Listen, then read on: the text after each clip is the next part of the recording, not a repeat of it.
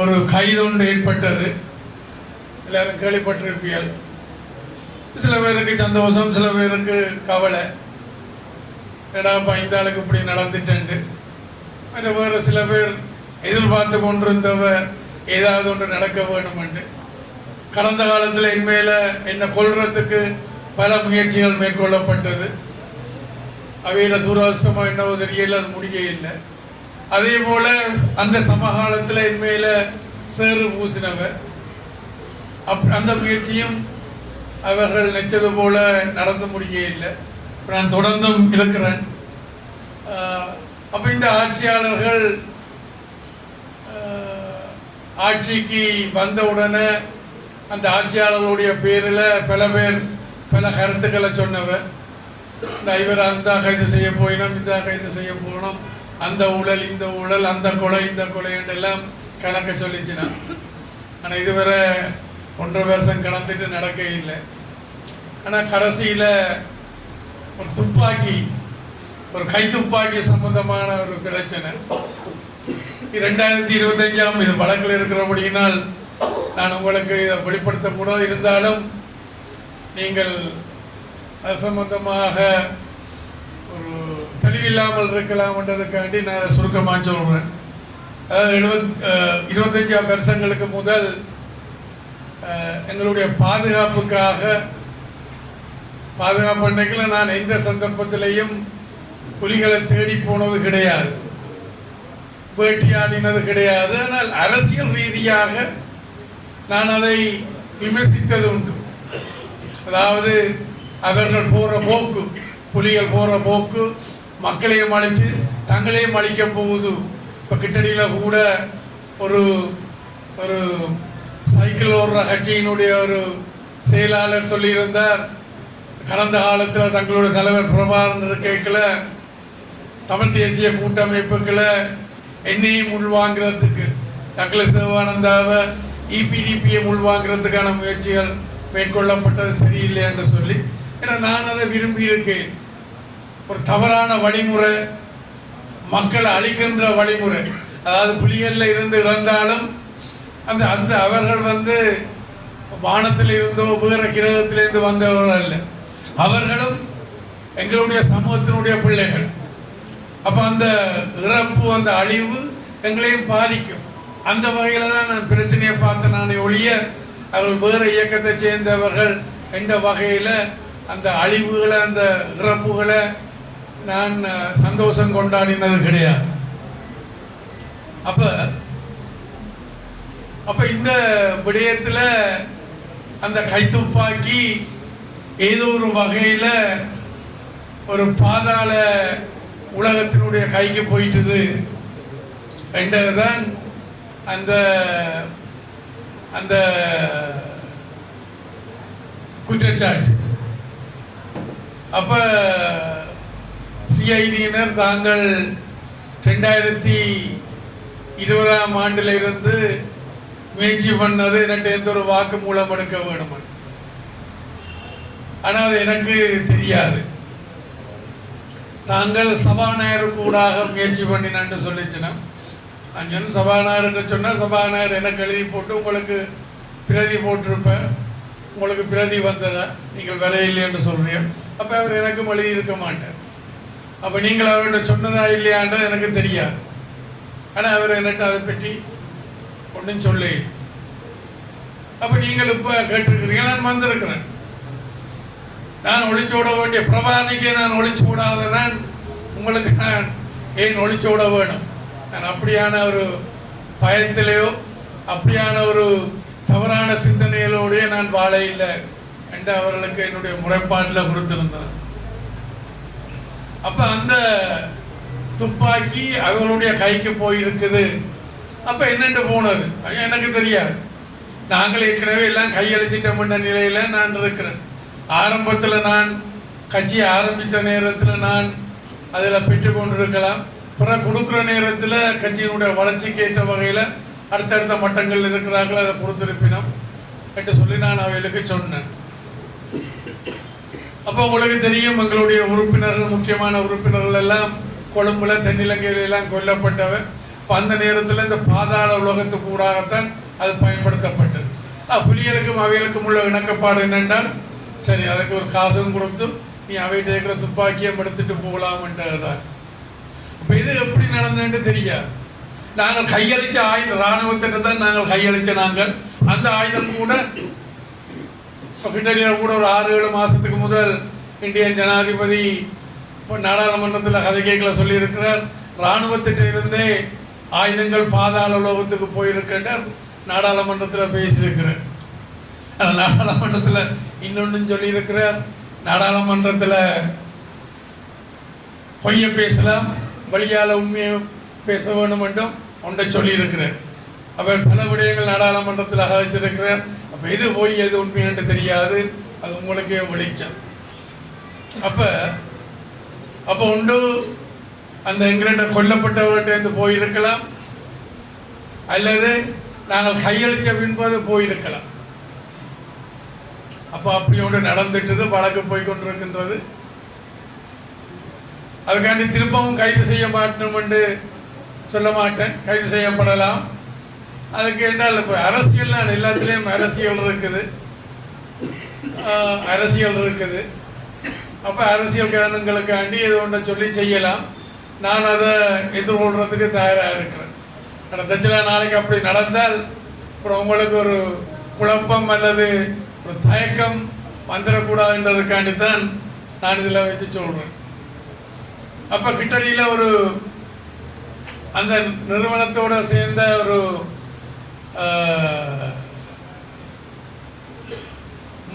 அதுக்கு பொறுப்பாக இருந்தவர் 80ஆம் ஆண்டு என்ன கைது செய்ய சிஐடி கைது செய்ய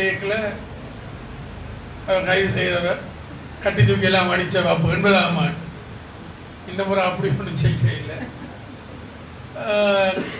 அப்போ அவரோட கதை கேட்கல சொன்னார், நீங்கள் ரொம்ப அதிர்ஷ்டசாலி என்றார்.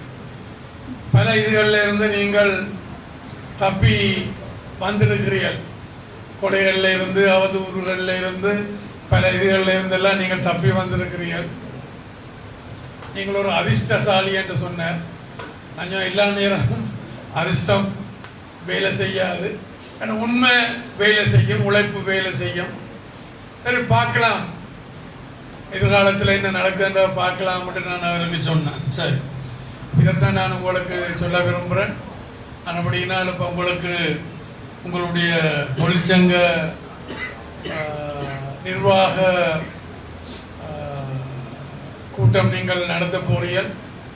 அப்போ நீங்கள் நிகழ்காலம், வருங்காலத்தில் அதில் அந்த அடுத்த காலம் மட்டும் நீங்கள் சரியானவர்களை தெரிவு செய்வதற்கு ஊடாக நீங்கள் எதிர்கொள்ளுகின்ற பிரச்சனைகளுக்கான தீர்வையும் நீங்கள் பெற்றுக்கொள்ளுவீர்கள். அதே போல அந்த பொறுப்புள்ள அந்த நிர்வாகத்தில் இருக்கிறார்கள் என்னோடையும் தொடர்பில் இருந்து சில விடயங்களை செய்து கொள்ளலாம் என்று நினைக்கிறேன். நான் ஆட்சியில், நாடாளுமன்றத்திலேயும் இல்லை, ஆட்சியிலும் இல்லை.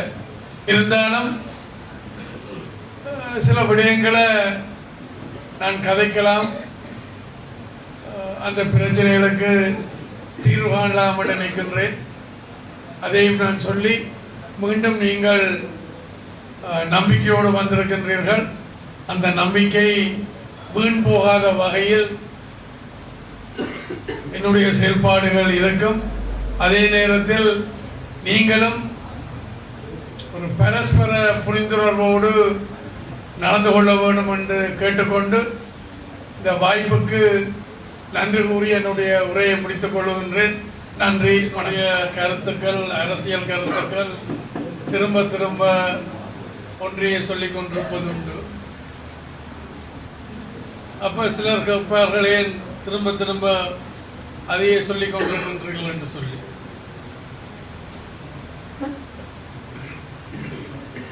ஒரு ஞானியிடம் அவருடைய சிஷியன் கேட்டான், ஏன் குருவே நீங்கள் ஒன்றையே திருப்பி திருப்பி சொல்லிக் கொண்டிருக்கின்றீர்கள் என்று சொல்லி.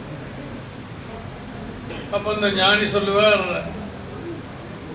மக்களுடைய மனதில் அது ஆழமாக பதிஞ்சு செயல் வடிவம் வருகின்ற வரையில் தான் அதுகளை சொல்லிக் கொண்டிருப்பதாக அவர் சொல்லியிருக்கின்றார். அதுபோலதான் என்னுடைய அரசியல் கருத்துக்கள், அல்ல சமூகம் சம்பந்தமான கருத்துக்கள். உங்களுக்கு தெரியும், ஒரு காலகட்டத்தில் நான் தமிழ் மக்களுடைய ஆயுத போராட்டத்தில் ஆரம்ப போராளிகளில் ஒருவனாக செயல்பட்டன. அப்புறம் அதற்கு பிறகு அந்த போராட்டம் பலவீனப்பட்டு திசை திரும்புகின்ற பொழுது இலங்கை இந்திய ஒப்பந்தம் ஏற்படுத்தப்பட்டு அதற்கூடாக 13வது திருத்த சட்டத்தை கொண்டு வந்து அதற்கூடாக மாகாண சபை முறைமைகளை இங்கு கொண்டு வந்திருந்தார்கள். அப்ப எங்களுடைய போராட்டம் பலவீனப்பட்டு திசை திரும்பியபடியினால் இந்த மாகாண சபை முறைமைக்கூடாகத்தான் நாங்கள் முன் செல்ல வேண்டும் என்றதைத்தான் நான் அன்றிலிருந்து இன்று வரை சொல்லி வருகின்றேன். ஆனால் துரவசமாக அந்த கருத்துக்கள் போதிய அளவுக்கு மக்கள் மத்தியில் எடுபடவில்லை. அதற்கு மாறாக வன்முறைகளை அல்லது இனவாத கருத்துக்கள் தான் முன்னோக்கி போய்கொண்டிருந்தது. அப்ப நான் அன்று சொன்ன அந்த கருத்துக்கள் இன்று யதார்த்தமாக ஏற்றுக்கொள்ளப்பட்ட நிலையில் அல்லது ஏற்றுக்கொள்ளுகின்ற ஒரு நிலைமைக்கு வந்திருக்கின்றது. அப்ப அன்றைக்கு நான் சொன்ன வந்த அந்த கருத்துக்களை ஏற்றுக்கொண்டிருந்திருந்தால் இந்த இடம்பெயர்வுகள், அழிவுகள், இழப்புகள், துன்பங்கள், துயரங்கள் வந்திருக்காது என்பதுதான் என்னுடைய வலுவான கருத்தாக இருக்கின்றது. உங்களுக்கு தெரியும், நான் 3 ஆணாக்களை பழமையாக சொல்வதும். ஒன்று, எங்கட மக்களுடைய அபிவிருத்தி தொடர்பானது. முதலாவதான மக்களுடைய அன்றாட பிரச்சனைகளுக்கான தீர்வு. இரண்டாவதான மக்களுடைய அபிவிருத்திக்கான தீர்வு. மூன்றாவதான மக்களுடைய அரசியல் உரிமைக்கான தீர்வு. இந்த 3 ஆணாக்களையும் முன்வைத்து நாங்கள் 90ஆம் ஆண்டு மீண்டும் நான் இலங்கைக்கு வந்து இந்த அரசியலை முன்னெடுத்திருந்தோம். நான் அப்படியே வெளிநாட்டுக்கு போயிருக்க முடியாது என்றல்ல. எனது ஆயுத போராட்டத்தினுடைய ஆரம்ப போராளி அல்ல, நானும் ஒருவன் என்ற வகையில் இன்றைக்கு இந்த மக்கள் வர்ற கஷ்டங்களுக்கு நானும் ஏதோ ஒரு வகையில் காரணகத்தா, அதாவது இந்த தார்மீக பொறுப்பு எடுத்தவன் என்ற வகையில் தான் நான் 86ஆம் ஆண்டு மே மாதம் இந்தியாவுக்கு போய் 90ஆம் ஆண்டு மே மாதம் நான் இங்கே திரும்பி இருந்தேன். அப்ப இங்கே இலங்கை இந்திய ஒப்பந்தம் ஏற்படுத்தப்பட்டு இந்திய படைகளுடைய செயல்பாடுகள் இங்கு இருந்த பொழுது நீங்கள் அன்றைக்கு என்ன நடந்தது என்றெல்லாம் நீங்கள் கேள்விப்பட்டிருப்பீர்கள். ஆனால் அந்த சம்பவங்கள் நல்லதோ கெட்டதோ எனக்கும் அதுக்கும் எந்த சம்பந்தமும் இருக்கவில்லை. அப்புறம் நான் 90ஆம் ஆண்டு மே மாதம் அளவில் திரும்பி வருகின்ற பொழுது இந்திய படை இந்தியாவுக்கு திரும்பி சென்று கொண்டிருக்கின்ற அந்த காலகட்டம்.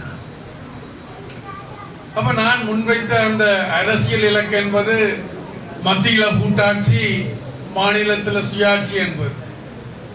உங்களுக்கு தெரியும், இங்க இலங்கையில சமஷ்டி என்று சொன்னால் சிங்கள மக்களுக்கு அது பேய பார்க்கிற மாதிரி இருக்கு. ஒற்றையாட்சி என்று சொன்னால் தமிழ் மக்களுக்கு பிசாச பார்க்கிற மாதிரி இருக்கு. அப்ப இந்த ஒற்றையாட்சி, சமஷ்டி என்ற சொற்பதங்கள் இலங்கை அரசியலுக்கு எடுபடாது என நாங்கள் யதார்த்தமாக யோசிக்கின்றபடியினால் அப்ப நாங்கள் மத்தியில கூட்டாட்சி, மாநிலத்தில் சுயாட்சி என்ற இதை முன்வைத்தனாங்க. அதற்கு இதுவரை தென்னிலங்கையில எந்த எதிர்ப்பும் இல்லை. அப்ப எங்களுடைய அரசியல் இலக்கு மத்தியில கூட்டாட்சி, மாநிலத்தில் சுயாட்சி.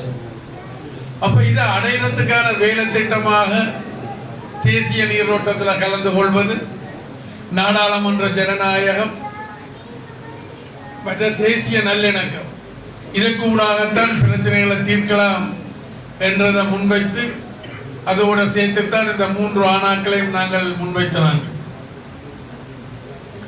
அந்த வகையில் இந்த விரலுக்கு தக்கின வீக்கம் என்ற வகையில் எங்களோட அரசியல் பலத்துக்கு ஏற்ற வகையில் இந்த 3 ஆணாக்கள்லையும் நாங்கள் எங்களுடைய பதிவை எங்களுடைய பங்கை நாங்கள் செய்து வந்திருக்கின்றோம். அரிசி பிராண்டுக்கு அந்த இதுகள் உங்களோட கலைக்கிற நேரத்தில் நான் அந்த இதில் குழந்தை உங்களுக்கு காட்டி இருக்க வேணும் என்று யோசிச்சு கொண்டு இருக்கிறேன். ஆனால் அதை கொண்டுறே இல்லை.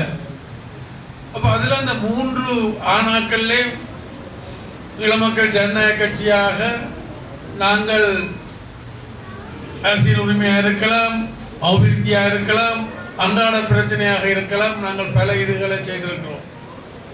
இதில் எங்களுடைய சிறப்பு விருந்தினராக முன்னாள் பதிவாளராக இருந்த திரு ரெஜினோல்ட் அவர்கள் இருக்கிறார்கள். உங்களுக்கும் தெரியும். ஒன்று இந்த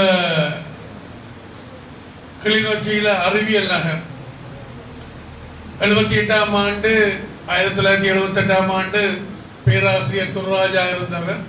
அவருடைய காலகட்டத்திலே இருந்து யாழ் பல்கலைக்கழகத்துக்கு ஒரு பொறியியல் பீடம் தேவை என்ற ஒரு கோரிக்கை இருந்தது. அது வருமானமே கோரிக்கையாக கோஷமாகத்தான் இருந்தது. பல வருடங்களுக்கு பிறகு 2013ஆம் ஆண்டில் தான் நாங்கள் அதை பெற்றுக் கொடுத்துருக்கிறோம். பொறியியல் துறை உங்களுக்கு தெரியும். கிளிநொச்சியில் அறிவியல் நகர் என்ற ஒரு கட்டிட அமைப்பு இருந்தது. அது முதல் புலிகள் அமைப்பினுடைய பாசறையாக செயல்பட்டிருந்தது. பிறகு கிளர்ச்சி மாவட்டம் அரச பணிகளால் விடுவிக்கப்பட்ட பிறகு அது அரச பணிகளுடைய கட்டுப்பாட்டுகள் இருந்தது.